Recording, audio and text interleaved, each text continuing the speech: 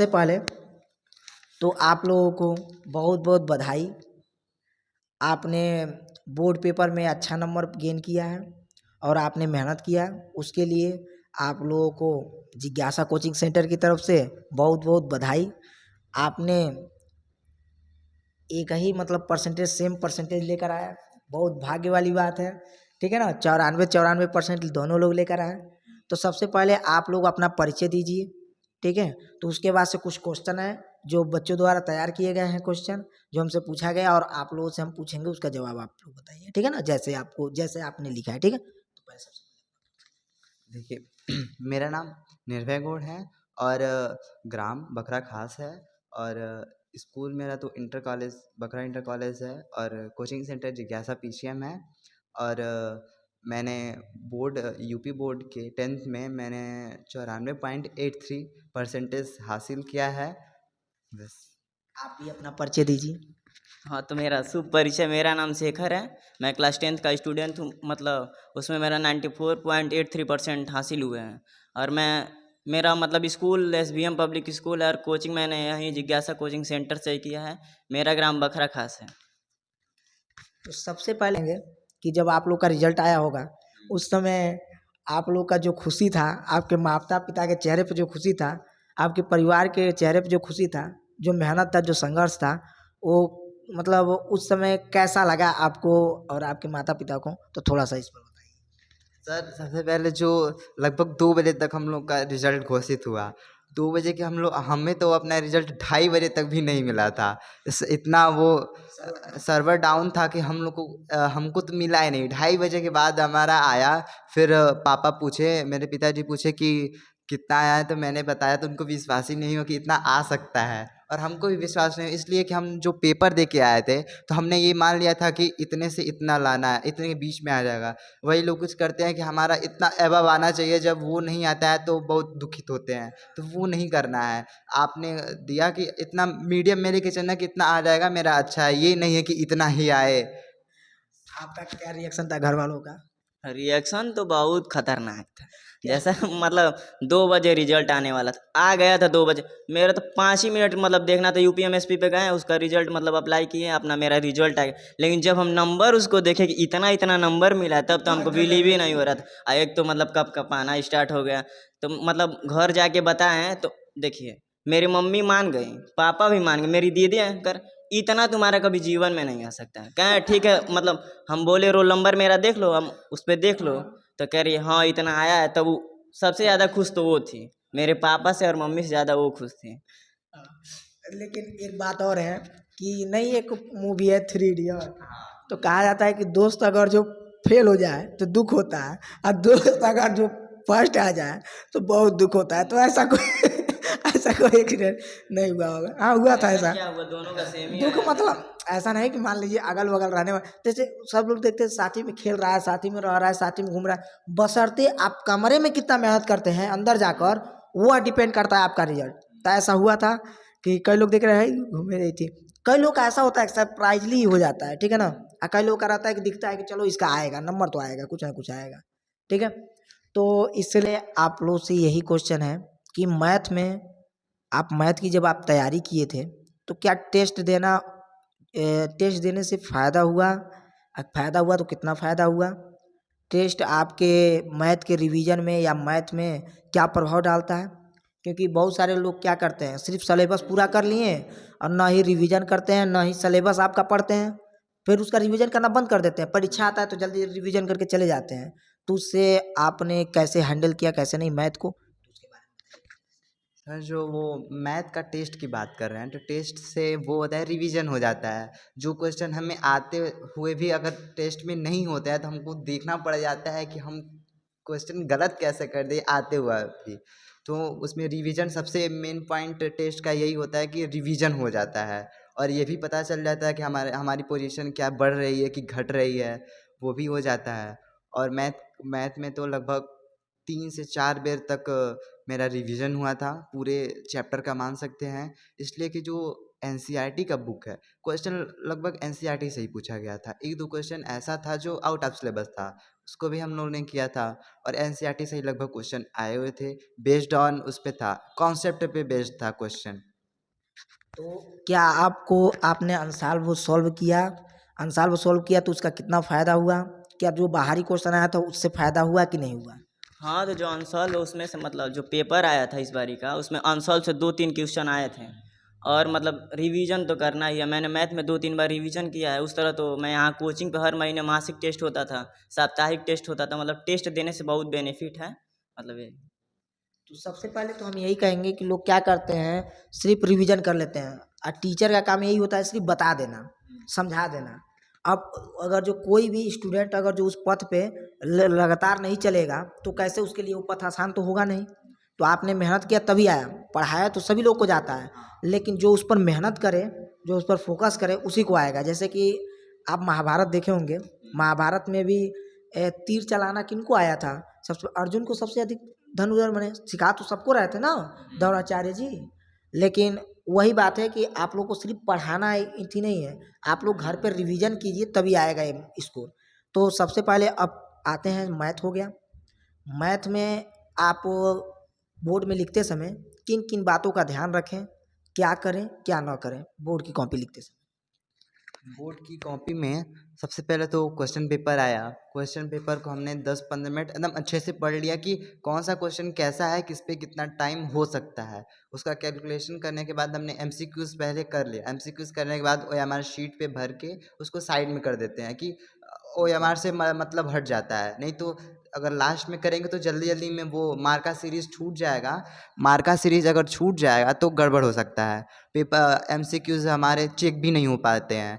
इसलिए पहले उसको करने के बाद से सब्जेक्टिव पे आते हैं। तो सब्जेक्टिव में जो 2 नंबर के क्वेश्चन हैं, 4 नंबर के और 6 नंबर के हैं। तो सबको पढ़ने के बाद ये पता चल ही गया कि कितने पर कितना समय दिया जा सकता है। उसको जो आता था पहले उसको कर लेते थे, उसके बाद से लास्ट में जो सोचने वाला क्वेश्चन था उसको लास्ट में किया और सबको अच्छे से क्वेश्चन को सॉल्व किया। वो क्या बोलते हैं, सॉल्व करते गए, लाइन वाइज करते गए। ये नहीं कि कोई ऐसा चीज हम उसमें छोड़ दें कि इससे टीचर कंफ्यूज है कि ये करना क्या चाहता है। अच्छा, आप बताइएगा, क्वेश्चन लिखते समय हल करते समय काले और नीले कलम का प्रयोग कैसे आप किए हैं? जैसे होता है ना, काला और नीला कलम का प्रयोग कैसे आप करते हैं, इस बात पर डिपेंड करता है कि आपका नंबर कैसे होगा। नीला कलम के आंसर आता तो उसको बॉक्स में बंद करते थे कि क्या करते थे? और रफ कार्य जो था वो कैसे आप करते थे? क्या उसी पेज पर करते थे लास्ट में कैसे? नहीं, रफ कार्य करना था तो उसी पेज पे करते थे, मतलब डिवाइड कर देते थे उसको 2 भाग में, और इस साइड मतलब बाएं साइड रफ करते थे, तो उसमें वो रफ कार्य लिख के उसको काट दिया जाता था और इधर मतलब सॉल्व किया जाता था। लास्ट पेज पे नहीं करते थे, नहीं, वहीं पे बगल में ही। आपने कैसे किया? हमने तो रफ कार्य लास्ट पेज में किया था, जो उसका वो कवर होता है उसमें उस पे किया था। बाकी क्वेश्चन करते गए, जो कंफ्यूज वाले क्वेश्चन थे उसको ही बस रफ कार्य किया और उस पर ध्यान देते गए कि कहीं गलती ना हो हमसे। और काले और नीले कलम की बात है तो जो उसमें प्रश्नोत्तर संख्या होता है उसको हेडिंग दे दिया काले कलम से, और उसके बाद से जो लिखने वाला पोर्शन है उसको पूरा एक ही कलम से यूज़ करना है, पूरा नीले से। लास्ट में जो बॉक्स है अगर उसको करना चाहते हैं आंसर को बॉक्स में तो काले कलम से कर सकते हैं, लेकिन हमने तो नीला ही किया था इसलिए कि सर हमने बताया था कि 2 कलम का यूज नहीं करना है। और हम लोग अगर स्कूल में कर भी देते थे तो सर हमको बहुत डांटते थे। आपने दोनों, यानी कि इससे कोई उतना प्रभाव नहीं पड़ता, वो चेक करने वालों पे डिपेंड करता है कि उसका मूड कैसा है। उसका जैसे कि मान लीजिए आपके सर मतलब वो कहते थे कि आप क्या कीजिए, काला और नीला का प्रयोग कर रहे हैं, तो अगर हो सकता है उन्हीं टाइप से अगर जो कोई सर मिल जाए चेक करने वाले, नंबर कम कर देंगे। अब बढ़िया कोई और कोई मिल जाए तो नंबर अधिक भी बढ़ सकता है। आइडिया बना के चलते थे कि आगे भी काम दे। हाँ हाँ, आगे भी काम दे तो सही है। मान लीजिए कि नज़रिया सोचने का अलग अलग होता है। मान लीजिए इन्होंने क्या किया, उसी पेज पे रफ किया बगल में, आपने अलग पेज पे किया, हाँ, अलग पेज पे तो लास्ट इससे कोई प्रभाव पड़ने वाला नहीं है। बशर्ते रफ कार्य लिख दीजिए बगल में करके अगर जो लिखे तो, और उसको काट दीजिए बस मतलब ये। जो वहाँ एग्जाम दिला रहे थे मतलब वो सर, तो वो कहे थे कि एक पेज पे मतलब इस साइड सॉल्व कर लो, इधर रफ कर लो, रफ कार्य करके मतलब काट देना था उसको। हाँ, तो कोई दिक्कत नहीं है, किसी तरह आप कर सकते हैं इसमें। तो मैथ से और कोई क्वेश्चन आप जो हमसे छूट गया हो कुछ बताना चाहते हो मैथ में, और कोई कोई क्वेश्चन? नहीं, मैथ में तो बस रिवीजन ही है, रिवीजन ही है। और जितना तो यहाँ टेस्ट ही है, जितना टेस्ट उतना रिवीजन। ना रिवीजन, जितना रिवीजन होगा उतना ही बढ़िया रहेगा। तो अब चलते हैं अब साइंस पे, थोड़ा साइंस पोर्शन पे आते हैं। साइंस में क्योंकि 3 सब पोर्शन होता है, फिजिक्स, बायोलॉजी और केमिस्ट्री रहता है। तो बारी बारी से कुछ इसके बारे में बताइए, क्या करना चाहिए, कैसे नहीं, कैसे रिवीजन करना चाहिए। सिर्फ पढ़ लेना, सिलेबस पढ़ लेना, लिखवा दिया गया, इससे मतलब नहीं, उसको तैयार कैसे करना है कैसे नहीं। तो पहले चलिए बताइए आप। ठीक है। फिजिक्स में जो है लगभग फिजिक्स में 4 चैप्टर है, और चारों चैप्टर को अच्छे से पढ़ लेना है कि कॉन्सेप्ट क्या कह रहा है और सूत्र उसमें क्या है, क्या क्या नहीं है। उसके सबसे अच्छा, उसमें सबसे इम्पोर्टेंट है वो न्यूमेरिकल। न्यूमेरिकल अगर कर लेते हैं उसका, तो आपका फिजिक्स लगभग हो जाएगा। इसलिए कि हम लोग के क्वेश्चन में न्यूमेरिकल 3 क्वेश्चन न्यूमेरिकल से ही आया था, और कॉन्सेप्ट पे बहुत कम आया था। और अब बात करें तो केमिस्ट्री में, तो केमिस्ट्री में जो परिभाषा होते हैं उसको, और उदाहरण रिएक्शन वाले जो होते हैं उस पर ध्यान देना है कि रिएक्शन पूछता है, बहुत ज़्यादा पूछता है। कुछ लोग रिएक्शन छोड़ देते हैं कि ऐसा कि इतना बड़ा है, ये है वो है, छोड़ देते हैं। एक और क्वेश्चन था कि क्या आपने कोई ऐसा रिएक्शन था जो गलत किया, हो गया होगा सही, मान लीजिए कि लिखते समय मान लीजिए दिमाग में ना आया हो, तो रिएक्शन को आपने छोड़ दिया कि कर दिया था? जैसे जो रिएक्शन पूछा था वैसे तो हमने रिएक्शन सही किया था, लेकिन बस अगर ये छूट जाता है उसकी जैसे जहाँ लिक्विड है वहाँ पे गैस हो जाए तो वो थोड़ा बहुत चल जाएगा, लेकिन वो होना चाहिए कि जो रिएक्शन में जो मेन चीज़ है वो रहना चाहिए। ये नहीं कि इधर उधर कर दिए, मैग्नीज का सोडियम कर दिए, ऐसा नहीं करना है। आपने कैसे मतलब केमिस्ट्री, फिजिक्स और बायोलॉजी का थोड़ा कैसे रिवीजन किया और कैसे तैयारी किया? मान लीजिए साइंस का 3 पोर्शन है, फिजिक्स, केमिस्ट्री, बायोलॉजी। तो मतलब फिजिक्स में न्यूमेरिकल ज़्यादा हैं, और केमिस्ट्री में रिएक्शन है, बायोलॉजी में तो मान लीजिए पूरा पढ़ना पड़ता है उसको, एक बार उसमें पढ़ के, बायोलॉजी और में फिगर ज़्यादा रहता है, फिगर, फिगर हाँ, मतलब उसको स्ट्रक्चर बनाना ज़्यादा पड़ता है। ज़्यादा। तो फिजिक्स में न्यूमेरिकल और कॉन्सेप्ट अगर क्लियर हो गया फिजिक्स और केमिस्ट्री में, तो सब कुछ बढ़िया है, फिजिक्स और बस केमिस्ट्री। कंसेप्ट मतलब क्लियर होना चाहिए, आप अपने इथी में लिख सकते हैं, फार्मूला याद रहे, न्यूमेरिकल पे ज़्यादा फोकस करना है, कहाँ से कौन न्यूमेरिकल है, तीसरे चैप्टर में से अधिक आते हैं, तीसरे या चौथे चैप्टर में से, उसमें तीसरे न्यूमेरिकल सबसे कार्बनिक ज़्यादा है, यौगिक हाँ जो है कार्बन, हाँ केमिस्ट्री में उसमें से। उसमें से। और वो फिजिक्स का तीसरा चैप्टर, ठीक है ना, धारा वाला, विद्युत धारा वाला जो हाँ, है, विद्युत प्रतिरोध धारा, विरोध वाला। वो चुंबकीय हाँ, तो क्षेत्र इसमें से पता क्वेश्चन लगता आते हैं, तो आपको सिर्फ पढ़ नहीं लेना है, क्लास में, स्कूल में, चाहे कोचिंग में, कहीं पर भी पढ़ाया जा रहा है, तो आपको सिर्फ पढ़ नहीं लेना है, यानी कि रिवीजन भी घर पे करना है, नहीं तो भूल जाएंगे, पढ़ाने का कोई है। अगर फायदा नहीं कॉन्सेप्ट रहेगा। क्लियर रहे तो उसको बना के लिख भी लिया जा हाँ, लिख सकता भी है। सकते हैं बनाकर, कई लोग बना के लिखे। क्या आपने कोई क्वेश्चन ऐसा था कि जो आपने? हाँ, फिजिक्स में मैंने बना के लिखा था, मतलब कॉन्सेप्ट अगर क्लियर रहे तो उसको हाँ, तो बना के उसको लिखा अपने जा भाषा में सकता है, लिख अपने सकते हैं। भाषा में लिख सकते हाँ, हैं। यही तो इसी का। हाँ, बायो में भी वैसा ही करना है कि बायो में पढ़ना है। मान लीजिए आपको कोई भी टॉपिक है उसको अच्छे से देख लिया है, याद कर लिया है और समझ लिया है, तो उसको अगर पेपर में उसको उसके रिलेटेड कुछ भी पूछता है तो आप लिख सकते हैं, आराम से लिख सकते हैं। अब हम लोग को बताइए, सिलेबस में यही नहीं था ओजोन परत, अब हम लोग ओजोन परत के बारे में पढ़े थे तो हम लोगों ने किया था।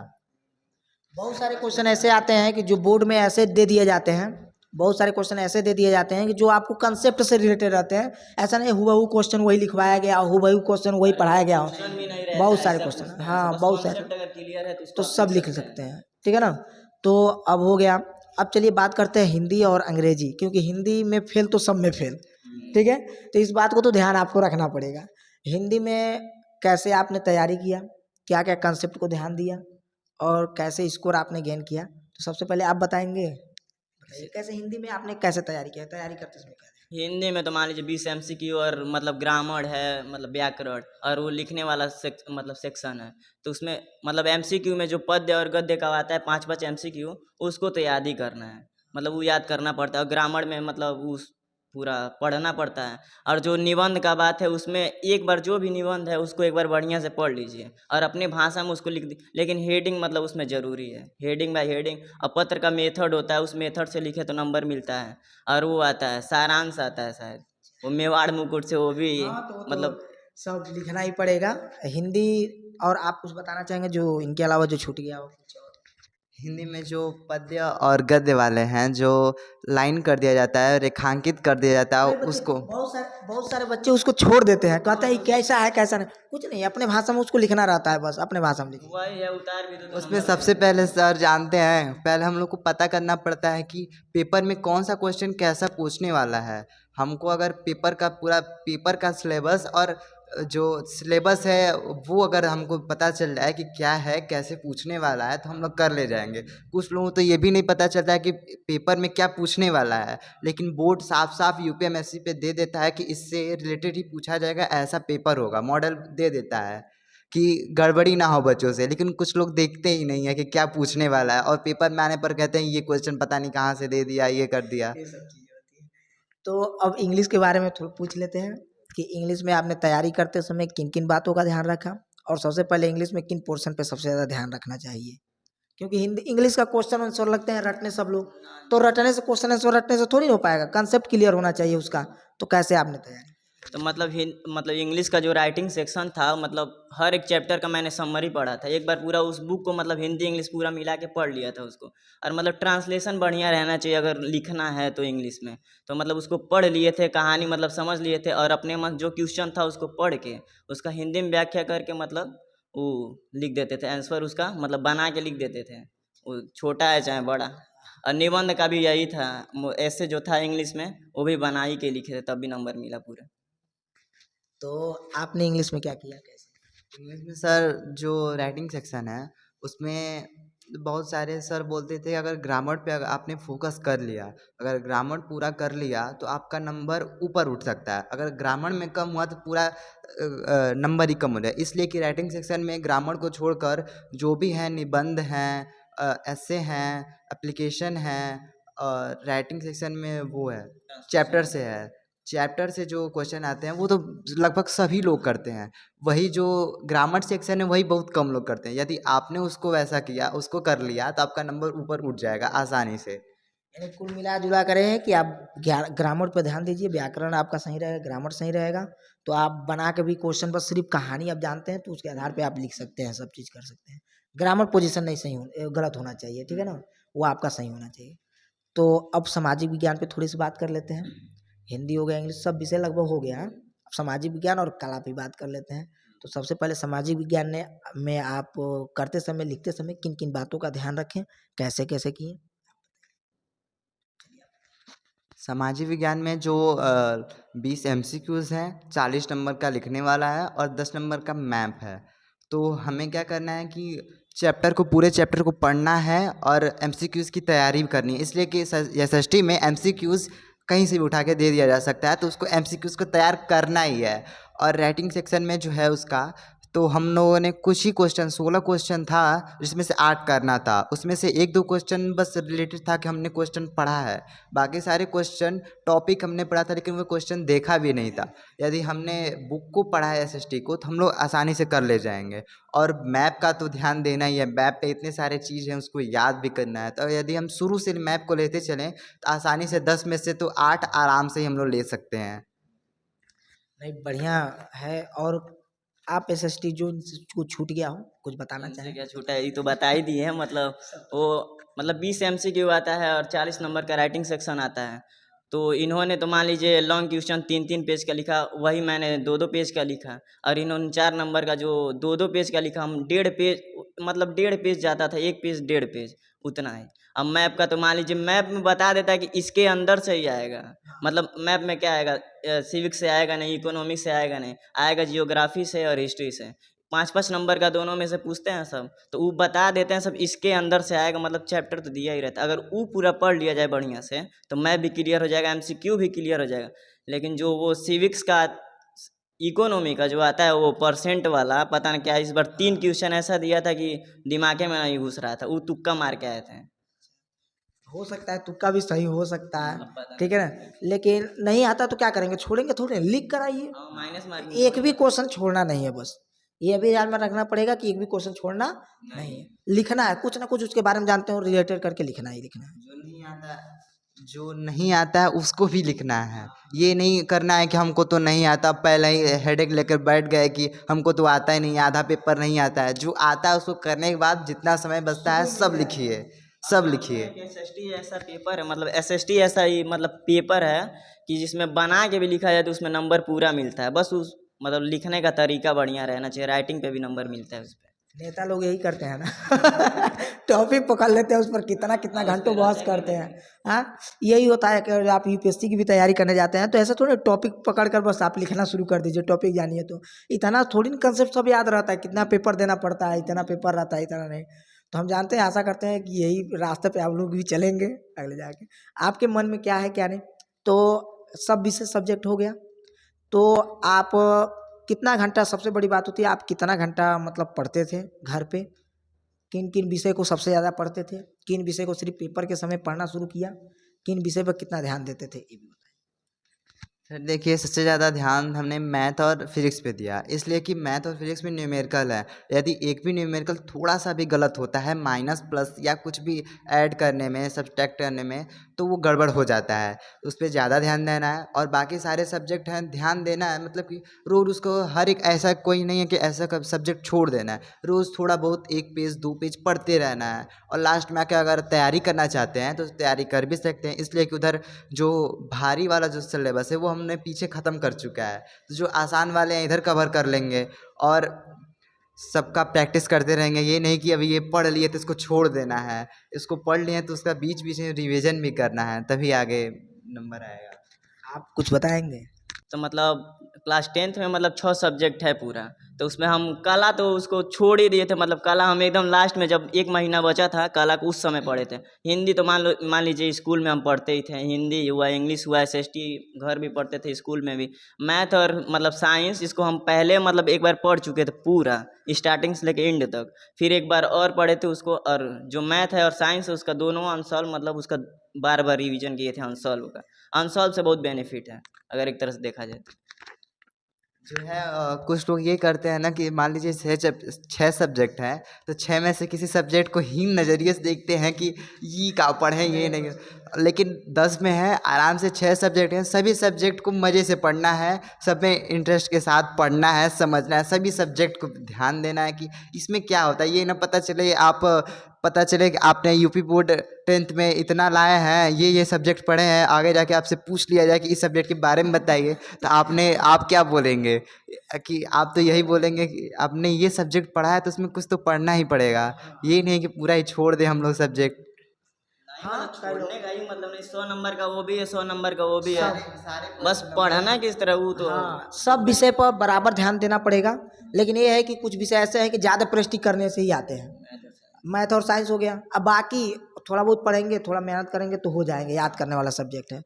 तो अच्छा बताइए, सबसे पहले तो ये भी कहना चाहेंगे और कोई क्वेश्चन जो आपसे हम न पूछे हों, तो कोई और बोर्ड में परीक्षा देते समय क्या क्या गलतियाँ नहीं करना है, कितना मोबाइल चलाना है, कितना रील देखना है, कितना यूट्यूब पे देखना है, कितना क्या कहते हैं फेसबुक, कितना इंस्टाग्राम पे देखना है, कितना रील देखना है, ठीक है ना। अब इस समय तो बता दीजिए। देखिए सर, यदि कोई है कि रील्स देखता है इंस्टाग्राम, तो कोई बुराई नहीं है, लेकिन एक वो नियम बना ले कि अगर हमको 1 घंटा रील्स देखना है तो बस 1 ही घंटा देखना है, और पढ़ाई हमको करना है तो पढ़ाई करना ही है। ये नहीं कि पढ़ाई को कम कर दे, उसको ज़्यादा ध्यान दें। जैसे ये होना चाहिए कि 90% पढ़ें और 10% मौज मस्ती करें। ये नहीं कि 10% पढ़ें और 90% मौज मस्ती करें। साथ साथ करते रहें और पढ़ते रहें, यही है बस। ये भी नहीं है कि जिंदगी में आप लोग मौज मस्ती खत्म कर दीजिए, खाली पढ़ते पढ़ते रहिए। ज़्यादा इति मौज मस्ती और पढ़ाई बैलेंस रहना चाहिए, ठीक है ना। ऐसा हो कि आप लोगों का मेहनत सफल भी हो जाए, ऐसा ना हो कि मौज मस्ती इधर कर रहे हैं, घर वाले के सामने सिर्फ बैठे हुए हैं कि पढ़ रहे हैं। ऐसा भी होता है कई बच्चों का। तो आपने मतलब क्या किया था, कैसे? मैंने पढ़ाई को ही मौज बना लिया था, मतलब एकदम वैसे ही पढ़ते थे। मतलब इतना नहीं कि बस हम पढ़ाई पे ही ध्यान दें पूरा और खेल कूद पे ही ध्यान दें, मतलब दोनों पे हम ध्यान देते थे कि मतलब रील भी देखते थे, इंस्टा भी चलाते थे, बहुत कुछ करते थे। मतलब पढ़ाई पे मतलब ज़्यादा ध्यान देना पड़ता है, नहीं तो आगे चल के भी प्रॉब्लम होगा। और कोई चीज़ और कोई बात जो हम इस इंटरव्यू में इस बातें में नहीं पूछे हैं, नहीं इतनी की हैं। चलिए एक बात हम आपसे और भी हम कहना चाहें, हम खुद अपने तरफ सजेशन देना चाहेंगे। पहला बात है कि आपने इतना अच्छा परसेंटेज पाया, तो 12 में 11 में भी मेहनत करते रहिएगा। ये नहीं है कि हम मेहनत करना कम कर दें, क्योंकि आपके घर वाले का एक्सपेक्टेशन और बढ़ गया है, उम्मीद और बढ़ गई है कि अब लड़का हमारा कुछ ना कुछ करेगा, कुछ ना कुछ पाएगा। 3 चीज़ से आप बस दूर रहिएगा। एक, नशा से, जो अगल बगल लोग हैं, बहुत सारे पढ़ने वाले बच्चों को देखे हैं कि इस फील्ड में चले जाते हैं तो दोस्ती यारी के चक्कर में हो जाता है गड़बड़। दूसरा चीज़, लड़कियों से दूर रहिएगा। हाँ, अगर जो पहला यही कहेंगे, लड़कियों को दूर रहने का मतलब कि ये है कि अगर जो दोस्त की तरह है तो ठीक है, दोस्त है, ऐसा नहीं है कि लड़कियों से एकदम दूर, दोस्त की तरह है तो ठीक है। आप लाइफ में सक्सेस हो जाते हैं, वो भी लाइफ में सक्सेस हो तो कोई और बात है, ठीक है ना। लेकिन आप लोग सिर्फ इसी में रहेंगे तो मालूम है क्या होगा, आपका समय बर्बाद होगा। पहला नंबर, जरूर 4 से 5 घंटा बात करेंगे, ऐसा होगा तो ठीक है, समय उसमें आपका बर्बाद होगा। तो समय बर्बादी से बचने के लिए अगर जो सिर्फ दोस्त है, कोई दोस्त बन रहा है तो ठीक है, चलिए दोस्त बन रहा है, कुछ आप बताएंगे कुछ हम बताएंगे, थोड़ा मोटिवेशन होगा, पढ़ाई में मन लगेगा, अच्छा रहेगा। लेकिन लड़कियों के चक्कर में अगर पड़ जाएंगे तो पता चलेगा कि अगर जो खूबसूरत है लड़की, एक बात कह रहे हैं, वो लड़की अगर खूबसूरत है तो कुछ समय तक इंतजार करेगी, आपसे बात करेगी, तो आप वो पढ़ थोड़ी ना पाएंगे, तब कोई चीज़ की तैयारी थोड़ी नहीं कर पाएंगे। अब देखिए कोई एसडीएम डीएम चाहे कोई अन्य नौकरी पा गया, उसके साथ धीरे से शादी हो जाएगा, कह देगी घर वाले पापा ऊपर मान नहीं रहे हैं, यही सब हो जाएगा।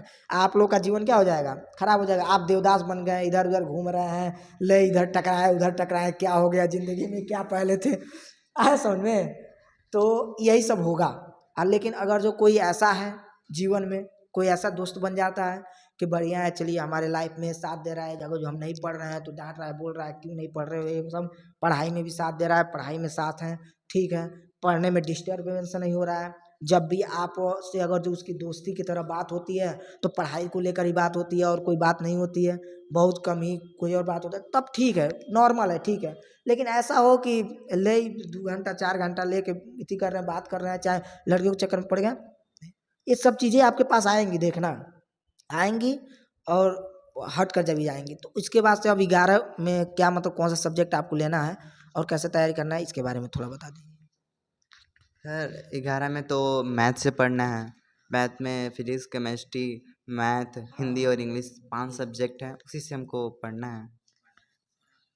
अभी हमको भी मैथ ही से पढ़ना है। तो हम ये कहेंगे कि दोनों लोग का बराबर बढ़िया परसेंटेज है, एक ही कॉलेज पे, एक ही जगह, एक ही स्कूल पे, बढ़िया जगह, ठीक है ना।